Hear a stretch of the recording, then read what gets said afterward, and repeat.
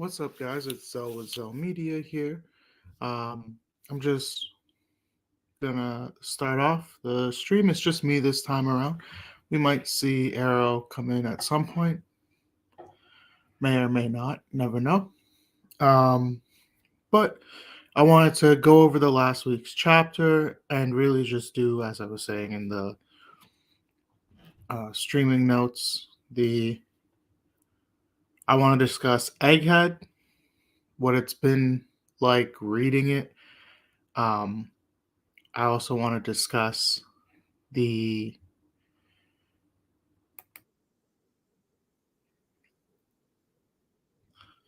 I also want to discuss the reread. Just began it again. Um, you know, I'm on volume 4 right now, and then it'll be volume 40 in a couple of weeks. Um, and I wanted to discuss the power scaling that's happening with this week's chapter because, oh my god, Luffy, he's a Yonko now. He's a definitive bona fide Yonko right now.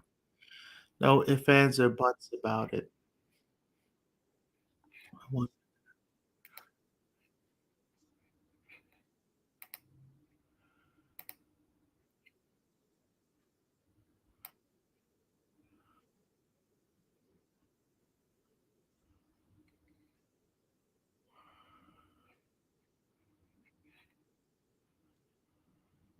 uh, sorry, there's just some technical difficulties. Um, so yeah, let's start with that. I'm gonna be watching chat, so if you have any messages or anything like that, just let me know. It might take a while. One second, I gotta get my glasses. Just one moment.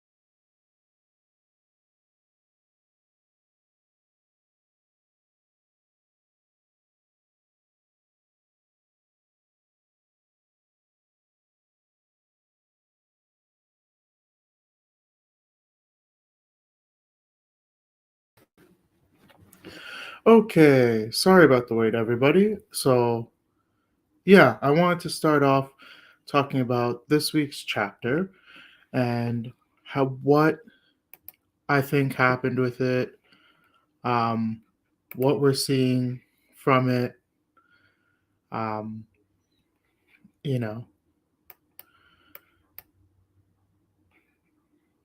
just getting caught up, just talking about everything that's gone on. So, let's get started. The first thing that I wanted to focus on was sorry about that. I could hear myself. Um, in my own ears, and that was bothering me. Yeah. So first things first, this week's chapter, we get the start with Onigashima. We know that it's now right in front of World Wano. What does that mean? Cover story. We're in Wano. Maybe we get Yamato joining the crew through the cover story. We know it happened. Um, you know, because we have Pudding and Okichi their storyline coming through with the cover story uh, into the main story. So now we know that this is like, you know, this is for sure. Oda's done this before a couple of times, but normally the cover stories are utilized to give us a glimpse at what's going on in the world outside. But it's been a couple of times where we've seen the cover stories start to play into the actual world. So it's always really cool to see the new cover story. I'm excited. With sorry, I don't know what's virtual background is doing. I don't know why it's like this week, but that is okay. Um, hmm, I wonder is it how do I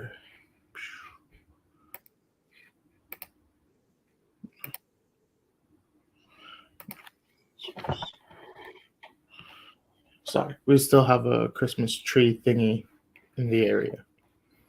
Um, yeah. So for yeah, so for starting with the cover story, I'm super actually to start, I want to just take a second and say thank you and my deepest condolences to Akira Toriyama and my deepest condolences to his family. Uh, Akira Toriyama, the author of Dragon Ball, has just passed away. I don't know if this is news for anybody as this happened yesterday, but I wanted to address it and just say, I never read the Dragon Ball manga or anything like that.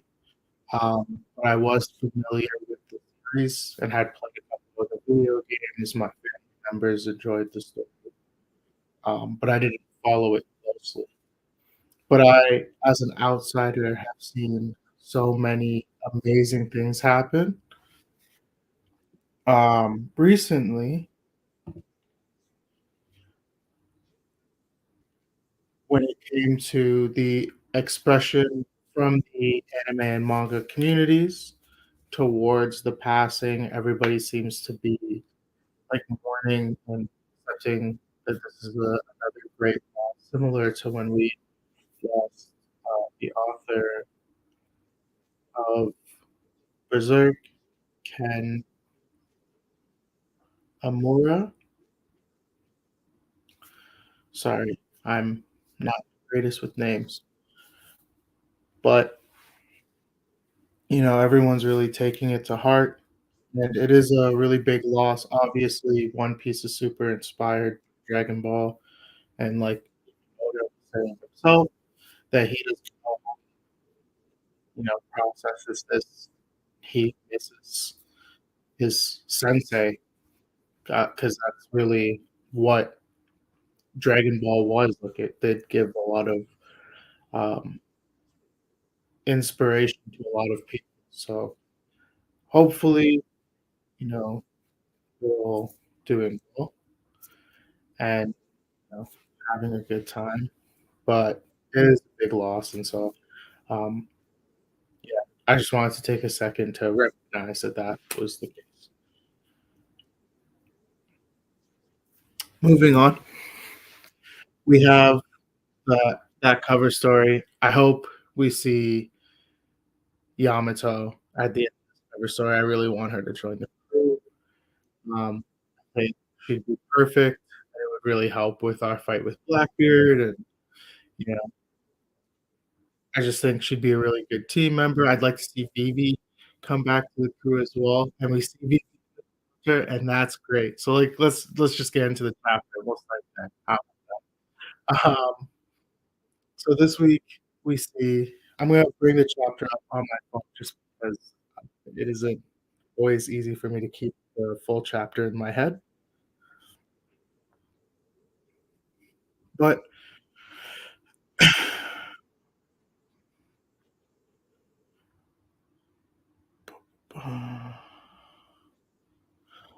actually, I'll just bring it up on. Oh, I probably. Hmm.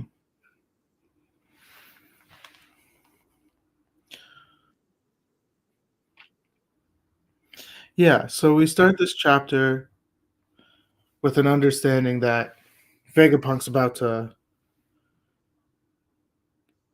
give forth one of the secrets of the world. We don't know what it's gonna be yet. We know that it's gonna change the world as we know it. Like, it's things are gonna be different for sure after this. There's no going back.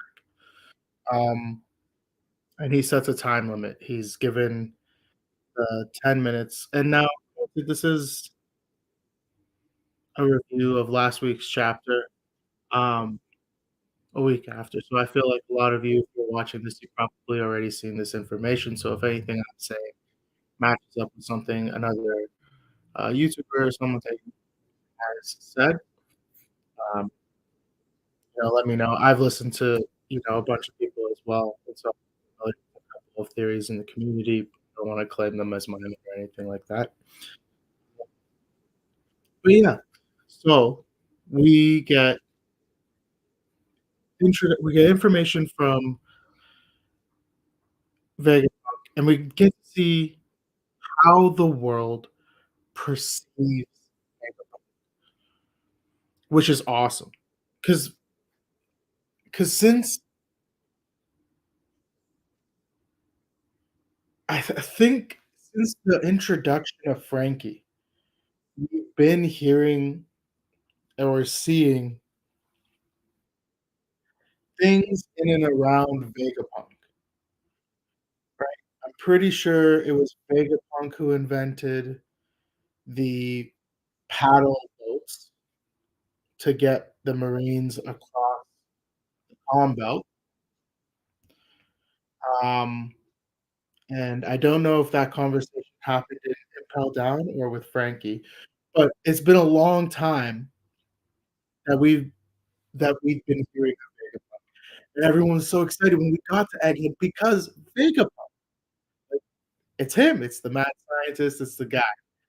Um, so I was really excited to see him, and I'm really happy to see where we're at right now because this is what we've been waiting from. Like, we've been it's one of the mysteries, right? It's one of the grand mysteries of One Piece world. We're about to learn it. Of course, Oda gave us the 2-week break just so that he could, have us hanging off that cliff for forever. But I'm so excited for next week because we get to hear more about it. But we don't get the fulfillment of it, uh, in this chapter. Vegapunk instead talks about the fact that this is gonna be something that's broadcast to everybody, so he says he's gonna need to also give a visual, and then he thinks about setting it at an hour, and then he reminds himself, Shaka reminds him that there's people in the world of One Piece that want Vegapunk and his message not to be there, not to be heard. So, yeah, so they are,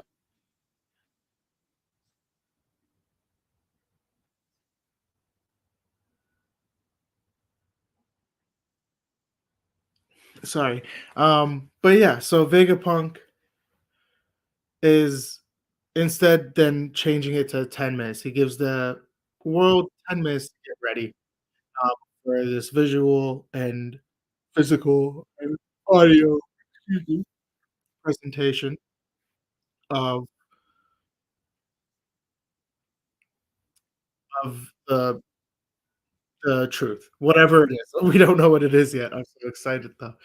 Um, so we get to see this new truth, or he sets it up so that everybody can see it, and we get to kind of have like our decks of the world cover story through the chapter as we get to see how the West Blue takes this information, having never seen or heard Dr. Vegapunk before, um, and how the South Blue does it, and how the North Blue does it. The North Blue being where Dr. Vegapunk came from, and so like their statement, "Oh, the man who brought light to the world," right?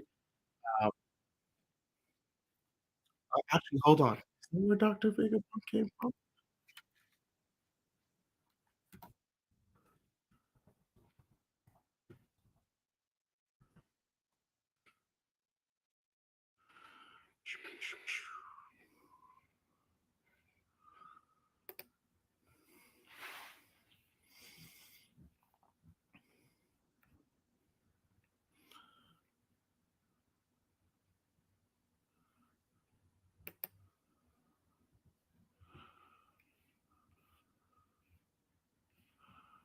Hmm.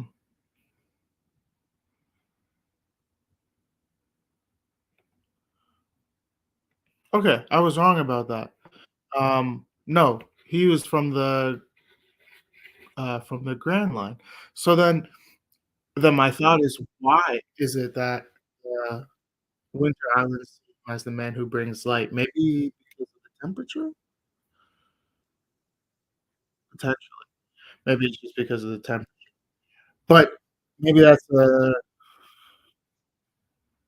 statement on one of his more like brilliant inventions. Maybe he's also the inventor of the light bulb. Even think of that.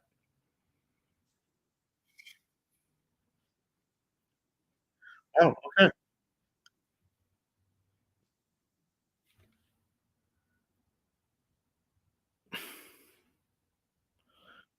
Okay. Well, Vegapunk, we get to see his how the world views him, how he's received all throughout the world, and as well as, like, people we know, how they view it. We get to see Goa Kingdom and the fact that they're too poor to be able to afford a visual, and so then we get, you know, um, oh, what's his name? The old man. Whoop Slap. We get to see Whoop Slap. Such a silly name, but we get to see Whoop Slap, old man Whoop Slap, um, and he's saying, "We only have audio. We can't afford to feed, uh, visual snail. They're much larger. When would we use it? Cost money. We have to feed them, you know? So you guys are gonna have to put up with just the audio." So I wonder how much the visual is gonna contribute. Is the visual a huge part of the message, and will the people of Noah Kingdom miss out because they do have a visual? We'll get to see it, of course, we as the readers, because where everybody seems to have a visual that isn't the Goa Kingdom, but, um, you know, I wonder than what the message could be. Is that change? Do we consider that when we're considering what the message maybe is? I don't know. Maybe it's maybe. Um, but yeah, I'm sorry, I'm, like, giddy because of the fact that we're, like, on the precipice of the biggest answers to, the questions anywhere ever. Yeah, sorry.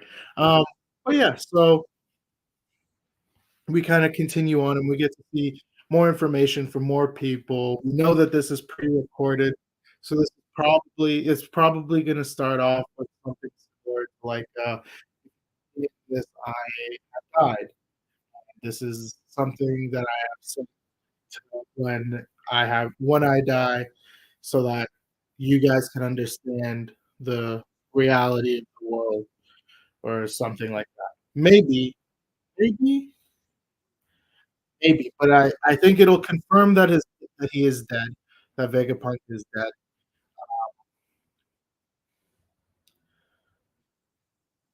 but that's not in this chapter. That's speculations on the next chapter, sorry.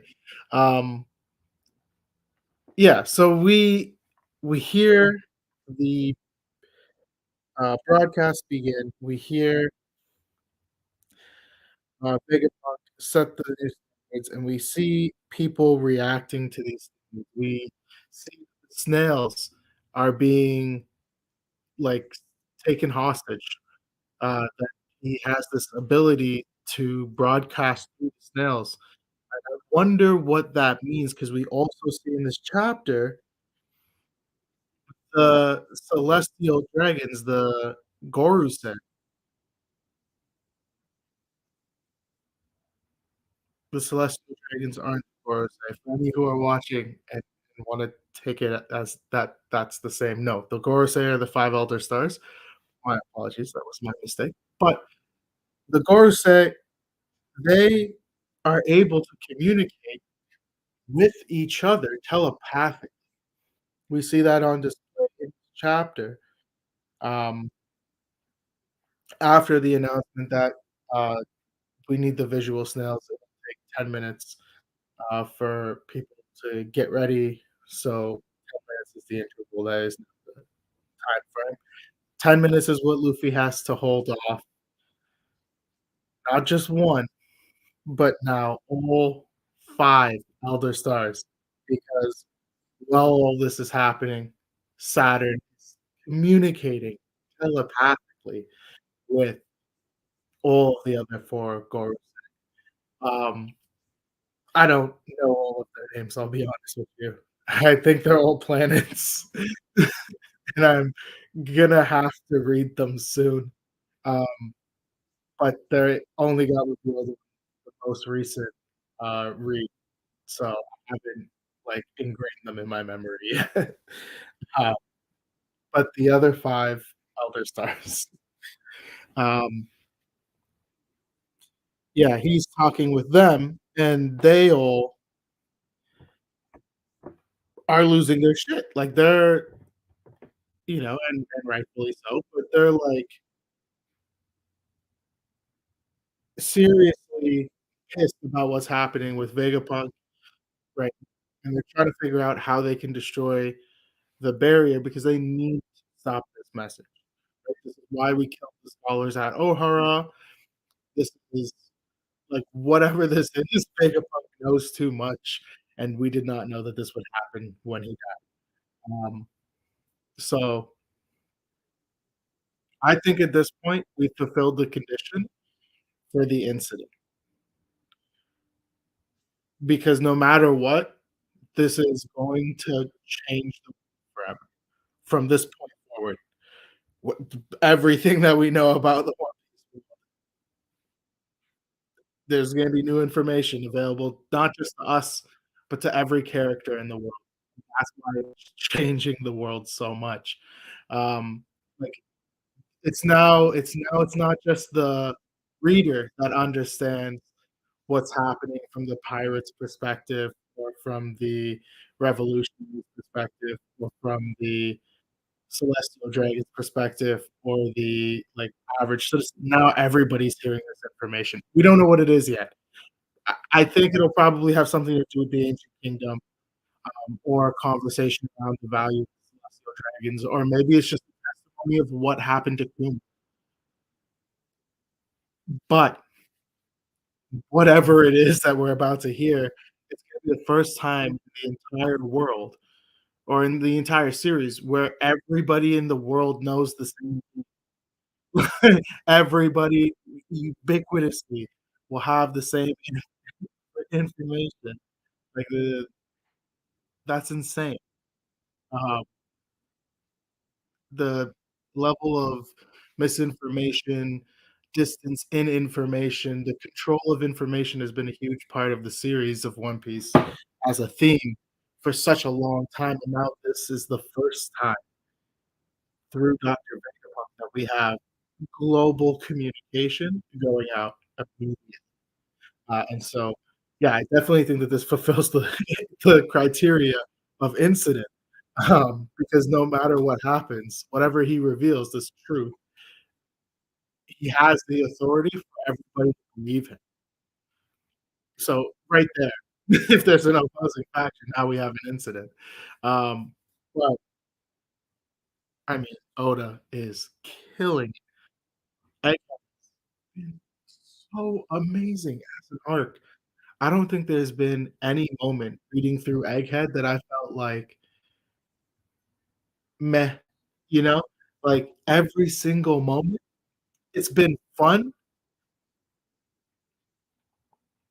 Like, every reading One Piece is just always fun. Like, every moment of reading One Piece is always, like, a fun thing to do, but, like, reading Egghead, I was talking with Arrow about it earlier, a different day, but, like, we are getting those crew moments, those Frankie interactions, those Sanji interactions, you know, even in this chapter, we see Sanji fretting about Vegapunk's death. Um, he's still not, like, fully believing it. We see Kizaru, his reactions, obviously, he's not a Straw Hat, but, like, we're seeing all the Straw Hats engaging in each other and playing off of each other like they had in Wano, in Dressrosa before they split up, in Punk Hazard. It's so awesome to be back with the crew and everybody and just, like, doing things and having a fun time. Um, obviously, there's, like, crazy sad shit going on in the background, but, like, I mean, Wano was amazing. I think people don't really understand that because they've had 4 years in Wano, and they were just kind of worn out on Wano. And I don't think a lot of people were happy with how quickly Wano ended, even though that was pretty accurate to the type of structure of the story. Um, but I don't think that we'll not see Wano again. Obviously, the Wano part 2, but maybe not if this cover story works out. Sorry, this week is kind of scattered. I didn't have uh, as much as I wanted to put down. Normally, if I were to film a video and do like a weekly video, then I would have like a bunch of notes and it would be really streamlined. This is going to be really laissez-faire because right now I'm just chilling on stream and talking about the chapter. Um, so if you're watching this and you're like awkward. Um, I'm also gonna try and when I upload the video, the stream, the 10 minutes, I'm gonna try and or the 5 minutes that I was gone, I'm gonna try and cut that out or it's a bit easier to watch. I'm not super tech savvy, so I'm just learning this. Please give me grace. But but yeah, getting back to what I was with the little rant I was on. Um, oh geez, no, let's see. We had went on the rant. Oh, describing like my enjoyment of Wano. is, like, the greatness that happened in and all throughout it. How great the flashbacks, look at how great the story was when we were in there. Obviously, like, there's gonna be small things, maybe the fake out death on Kenny Mod, that was tough, you know? It still had me by the throat, though, you know, like, because it was Kinemon, he could've I understand the hatred, fake out deaths, but, like, are we ever sad that a character that could've died isn't dead later on, right? Like, I don't know, I'm happy with everything Kinemon's done since we've seen him revived. I understand for the impact of the story maybe? Okay, but I'm not here in defense of Wano. If I wanna do an in defense of Wano video, I'll put it up, or I'll have it be, like, a more interactive thing on the stream at some other point in time. That would be for have, you know, 1 viewer. Um, but yeah, the the greatness of Wano comes from, like, the storyline, everything that we have in it. But I think people just have been really upset with Wano because we were in it for so long last year, and people haven't forgotten how long that felt because it was 4 or 5 years. Um, so I don't think people really rate it as much, which is why actually I prescribe doing the reread so much because, you know, when you reread the series, it's I've done it a handful of times now. I'm on my 10th reread of One Piece right now. Um, Last year would have been the official 10th reread, but I didn't get as far in the year as I wanted to, so I just restarted it. So I just read it every year. Um, but I do the reread, and when I do the reread, it always there's always something else that I wasn't thinking about that becomes clearer.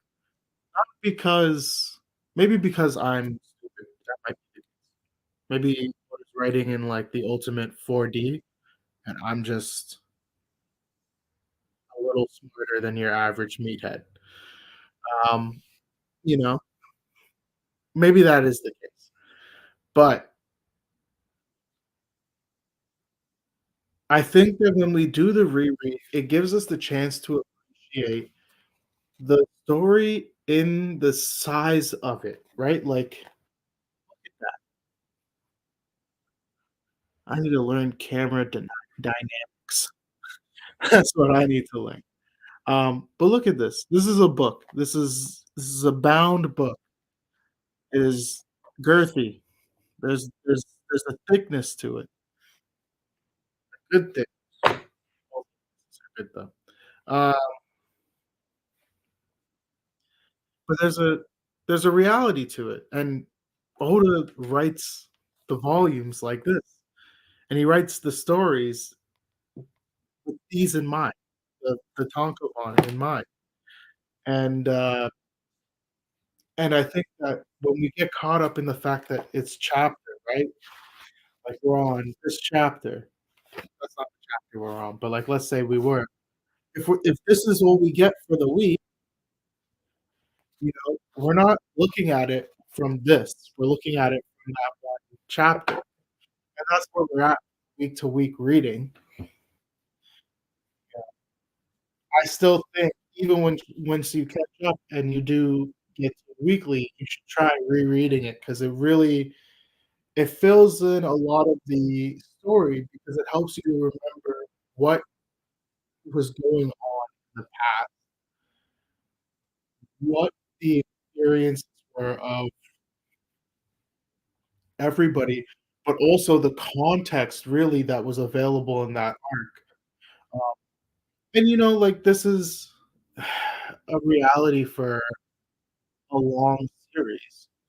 I think I've read I've read The Wheel of Time, like, 3 times while trying to read The Wheel of Time 1 time, you know? That's, like, 14 books in the series, and it took me, like, reading book 1 to book 5, like, twice through, and then reading the series again so that I can really understand what's happening in the story because there's just so much to keep in your head. Um, but maybe you guys are way better at that than me, and you need to do a bunch of rereads. In which case, congratulations, because I could never. But the I think that there is a lot of benefit in it because there's so much story that's there, but then and it's so beautiful, but then also it helps to kinda contextualize when we're reading chapters, when we're, like, on those cliffs. I know, like, when we're reviewing chapters, right? We're thinking about it like, "Oh, the weekly chapter," but Oda's not thinking about it that way, right? Um, I think from one of our last conversations, Chris and Arrow and I had, had talked about the punch, Uma delivering the punch, and whether that was a satisfying chapter to start the year on, and sure, I think it was. I know that we kinda read it early because the scans came out early, and then the punch was, like, the first official chapter of the year, but the scans gave us other or gave us earlier, and then happier with the next chapter or something like that. I know there was something. Um, but I think it was, like, yeah, punch is a pretty hardcore thing, and that's pretty awesome, but also in the story, that punch flows right into itself. You can when you're reading the book, you don't have to stop at chapter at the chapter where the punch is happening or where, like, the pullback is happening. You get to go read the punch, and it might be the case that the volume is something like this week's announcement, where it's like, "The world is about to get some insane information. Buckle up," you know? Um, I think that, like, taking the time to do rereads or to at least have read the series through 2 or 3 times, um, or, like, 1 or 2 times if you've already watched the series, or even if you've only ever been an anime only and you watch the series from front to back, but you go back and watch the series again or, like, 1 or 2 times more, I think that this will help you have that mindset as well. But it's harder to talk about it from the anime perspective because the anime perspective already is lacking in a bunch of so, you know, like, you're missing a lot if you're just watching the anime. Um, but that's fair, like, it still kind of affects it still kind of has the same effect. It gives you more understanding of the context of the story, and so, conversations like weekly chapters and how satisfying they were, um, it gives you a better understanding to think of less so, like, how satisfying it was in the moment versus how satisfying it is as a chapter overall, which I think these chapters the last couple of weeks, Oda's been just, like, writing fire on paper. Every week, I've been hooked. Like, I was addict of some sort. Fiend for One Piece, so maybe that's my addiction, but Brilliant writing from Oda for these last 4 weeks. I've pounding on his door for him to give me more every week, I swear to God. And he hasn't let up yet, so we'll see. I'm really excited for next week's chapter. Um, I think that a lot of stuff like we oh, jeez, I didn't even talk about this yet. We get to see Luffy just absolutely stomping admirals. Ad admirals!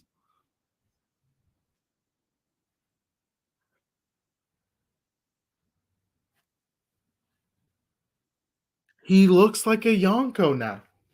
He's a monster in his own right, and they're call and Saturn's calling the Vice Admirals, or not the Vice Admirals, the other 5 Elder Stars, the other 5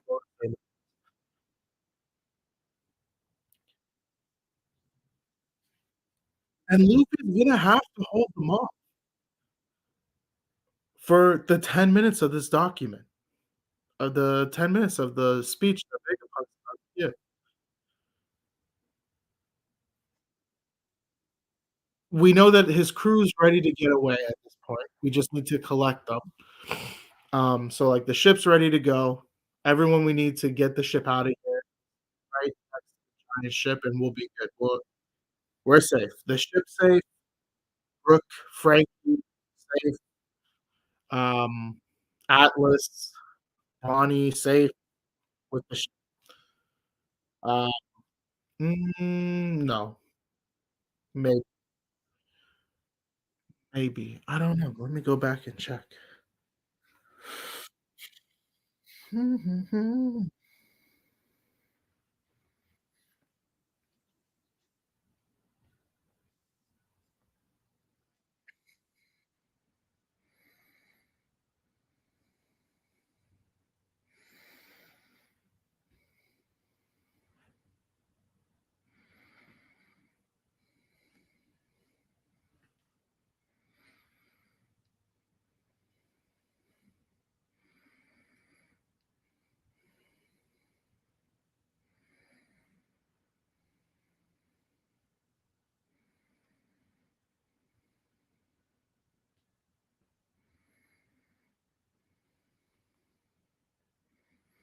Yes, Bonnie is with them,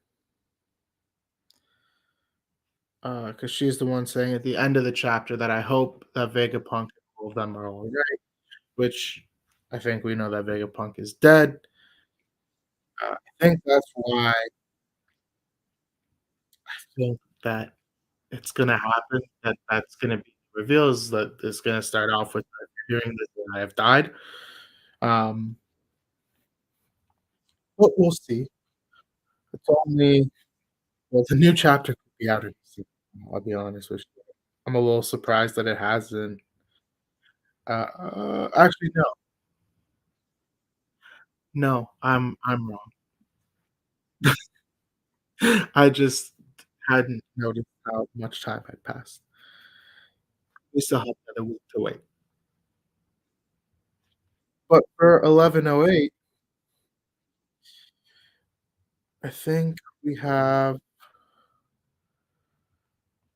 everybody we have everybody's location. We know that the Giants are headed to Luffy. We know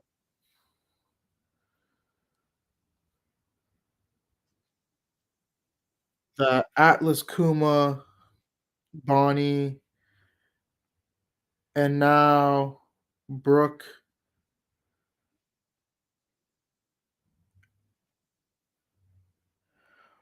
Oh, no. No, I was wrong. So we still have to figure out how to get the Sunny there.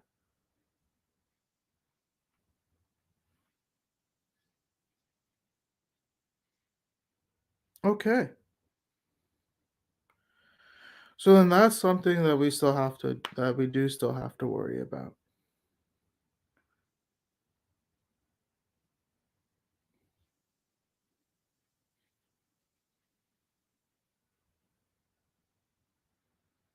Okay.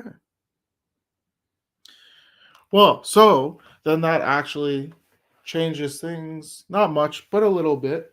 Um, yeah, we still have to locate Brooke, and Lilith,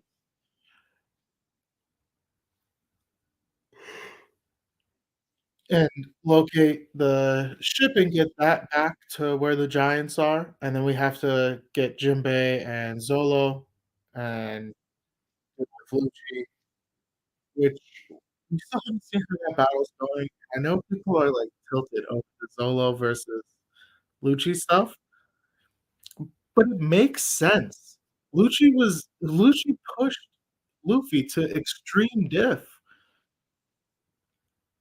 and when he came back, I don't I don't think it's wrong for him to be first Yonko commander level,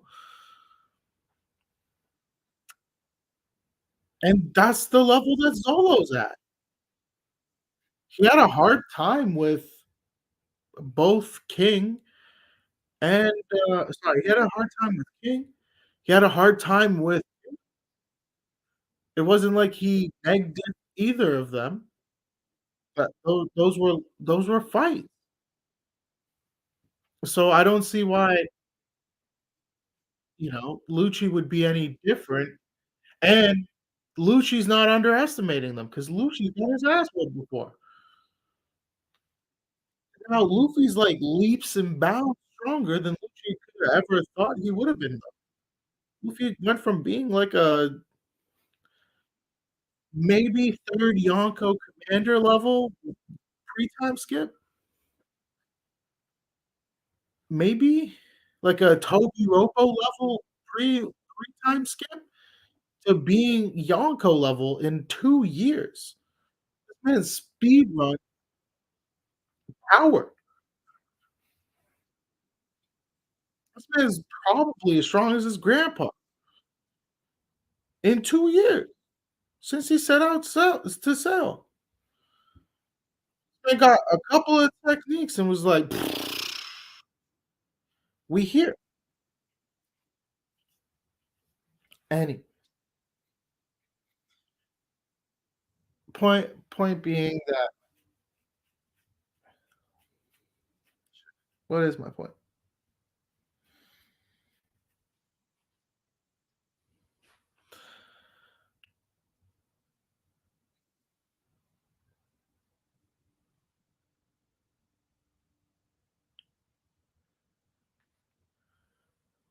It's a harebrained stream, bro.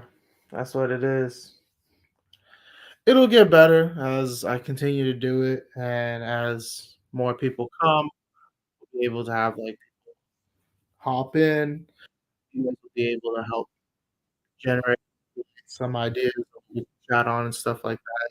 Give more time for the stream to not just feel kinda like a video. But of course, it's gonna feel that way when I'm kinda, like, sitting chatting with myself at the moment, okay? Uh, you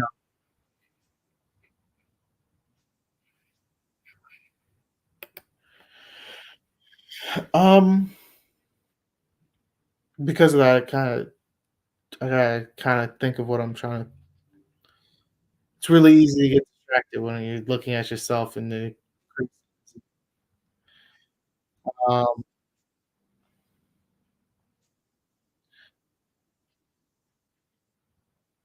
oh, what was I gonna say?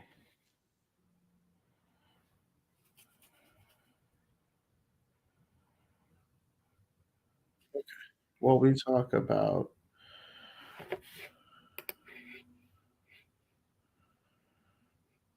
Egghead, the reread, and power scaling.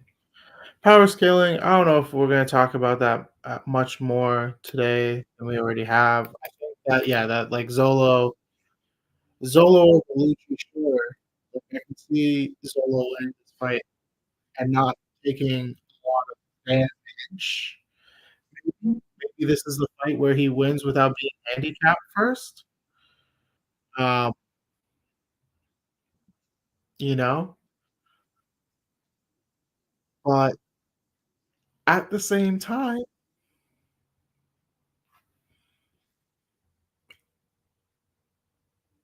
Why not?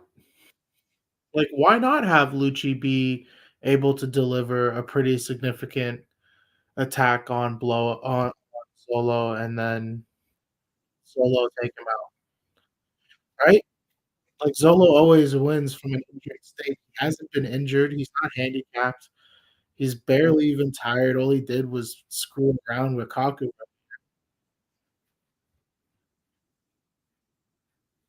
Sure, Lucci's not as big as a threat because Luffy stunned on him, but it was Luffy, you know? He's a Yonko.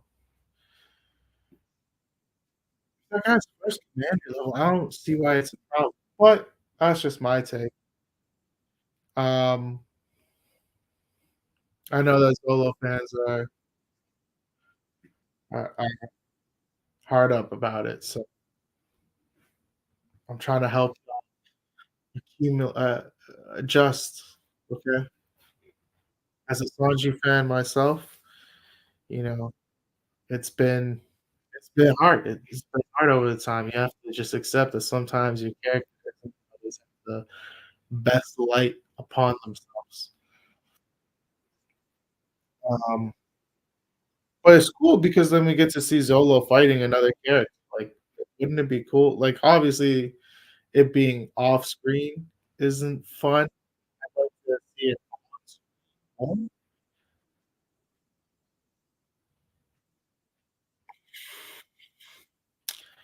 But we do have more important stuff happening on screen, not gonna lie.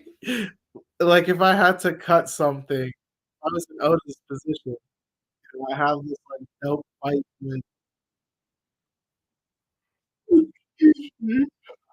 with Lucci and Zolo happening, I might, like, just do it in 1 chapter and not have it drag throughout the entire thing. But I think what he's doing right now is preoccupying Zolo so that he can have that cool fight happen in 1 chapter,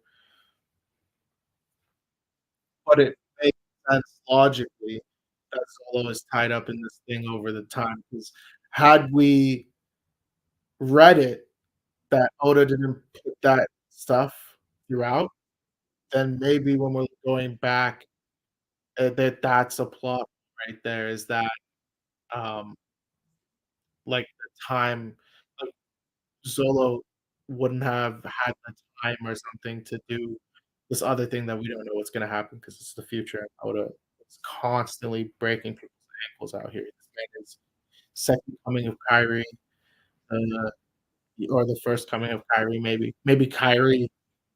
I don't wanna say that. I don't wanna say that. Um, this man's got handles like Kyrie. He's out here breaking people's ankles all the time. Um, so I don't like predicting future movies. I just like to talk about some things that I think would be cool. But yeah, I think that Zolo versus Lucci, I think that's an awesome fight, and I'm happy to see it, and I hope we get to see at least the end of the fight on screen, and maybe some more about like Jinbei, 'cause like he fought Who's Who. I know Who's Who is it. He hasn't really got anything to do with Lucci, but he kinda does, you know? Um, but yeah, so I think for that, it'll be cool seeing Lucci and Zolo fight. It'll be cool. Maybe there's some interaction between Lucci and Jinbei. Maybe we learn a bit more. Who knows? Maybe Jinbei tells Yo Who's Who.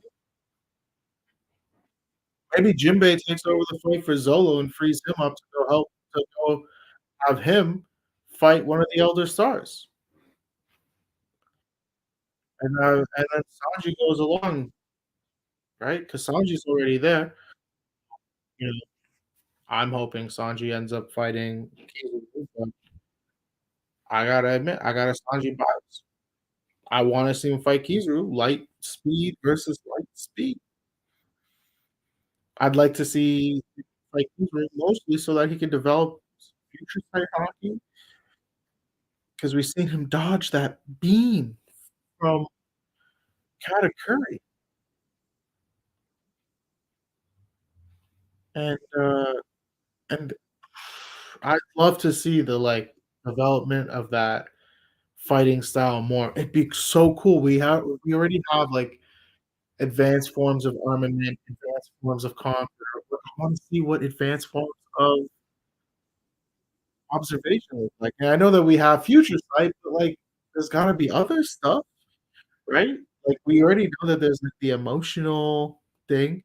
Maybe this is a expansion of that emotional, expressive version, the telepathy, but